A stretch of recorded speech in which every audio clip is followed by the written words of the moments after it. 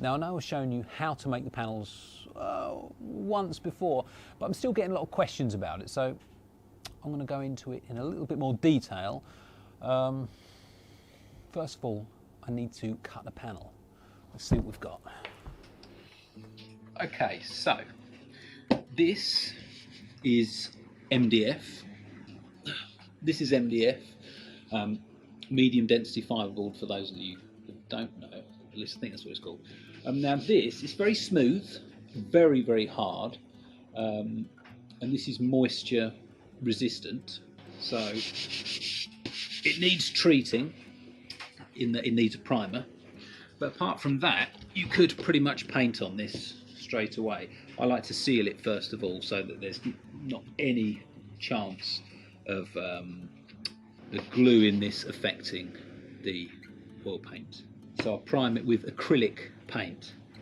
The primer that we use, or that I use, is 6mm thick, and I get it in sheets, big sheets. I think they're about 4 by 6 foot, the sheets. They're big sheets, so these need to be individually cut. So that is that. Just a very condensed, I don't know whether you can see, but it's basically very small little tiny bits of wood that are glued into a panel. The only problem is it does take a fair amount of work to get this into a position where we can put oil paint on it. Okay, so let me show you how I sort this out. Okay, right, we've got the panel. First job is to prime it.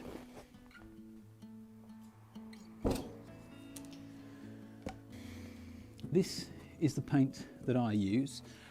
It's basically just an internal wall paint. It's water-based and it's just brilliant white. So just have to make sure, because you're going to block in, or I'm going to block in acrylic, I'm going to use a acrylic-based primer. I guess you can use any primer. I mean, I use this just because it's easy to get hold of and it's relatively inexpensive, and it gives you a nice good bed to paint on. Make sure you don't go with an oil-based paint if you want to use acrylic, because the acrylic won't sit on the oil. So just try and keep it acrylic. But any type of acrylic paint should be okay. Another thing I use is a small roller, and this is the sort of roller that you'd use to paint furniture and things like that. It's very, very fine, very small, and you can get quite a nice fine surface. The only thing is you do get a little bit of a texture, but it's going to need to be sanded down anyway. So let's get painting that now. So all I simply do, dip the brush straight in the paint,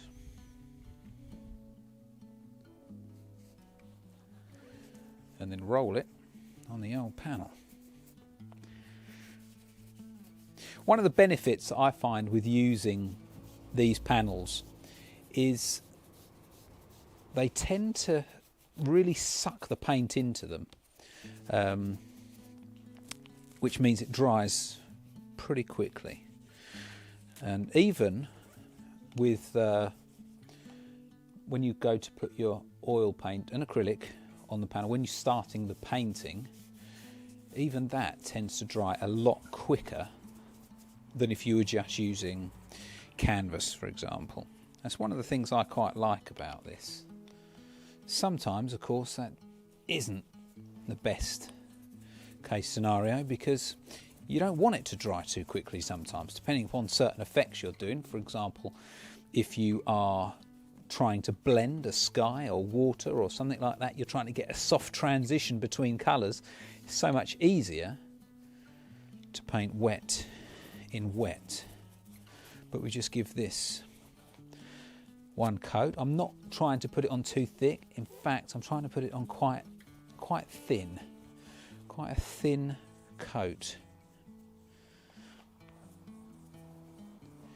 Now once that's done, we have to wait for it to dry, or we use a heat gun.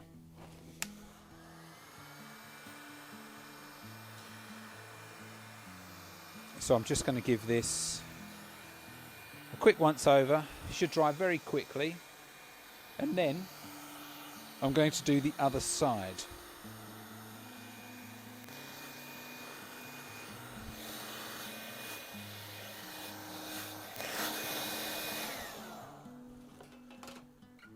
Once that's dry, you get a nice even coat.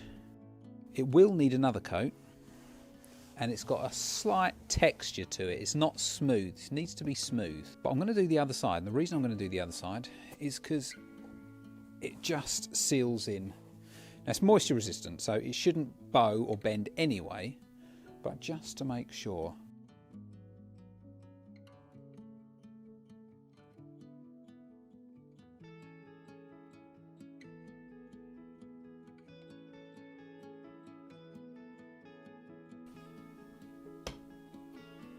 So that is it primed. Now all we need to do is sand it down. Let's get some sandpaper. So this is the paper I'm going to use. This is 220 grit wet and dry paper, and this should give us, take off all of those lumps and bumps and give us a much smoother surface. But what I'm going to do is I'm going to use a wooden block, just so that we're only taking off the highest points. So I'm just going to be very gentle with this.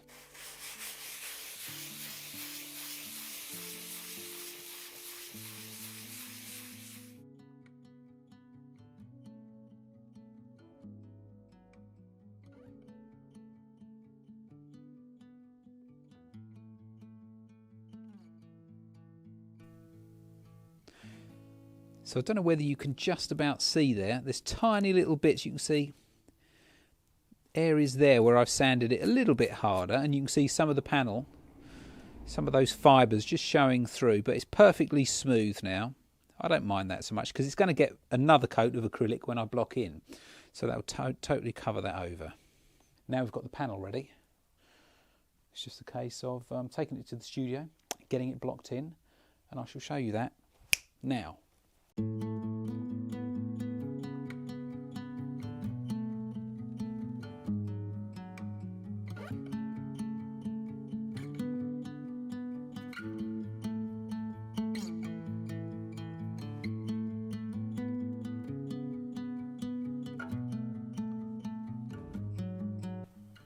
That is the blocking done. It's dry now. Blocked that in acrylic, as I said I was going to earlier.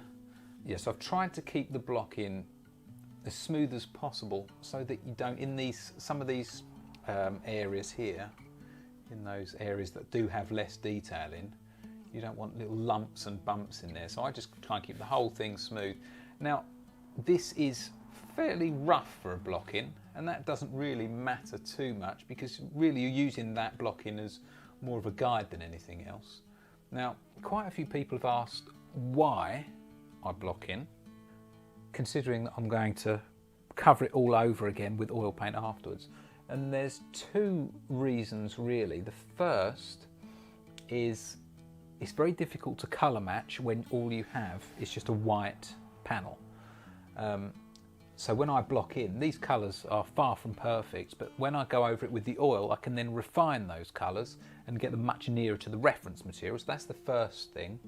And secondly, I don't, although it looks like I'm fully covering it, I'm not. A lot of the time I'm just using quite thin paint, so it's not quite a glaze, but I'm just putting a thin layer over the top so that I can just adjust the colours a little bit by putting in, what I'll do with the next coat is I'll go with a slightly darker colour. But if that block-in wasn't there and it just had the white and I did the same thing, you would see loads of the white through it. So I'm not going over the whole thing. All I'm doing is just putting dark areas where there are dark areas and then the lighter areas over the top. Trying to block in middle tone really. So this is the middle tone, then we add the darks, only in the areas where they're supposed to be dark, and then we add the lights over the top of that. So a lot of this blocking will still show through, and it makes just the whole process actually a bit quicker. Okay, that is me finished for today. I've gone a little bit beyond the blocking, just started to add a few details in the distance. But if you want to see me complete this picture, then tune into the next video, which will be sometime next week. You know, if you want to support me by giving me a thumbs up, that is brilliant. Subscribe if you haven't already and you want to see more interesting painting tips. That'll be great. And I shall see you in the next lesson. Goodbye.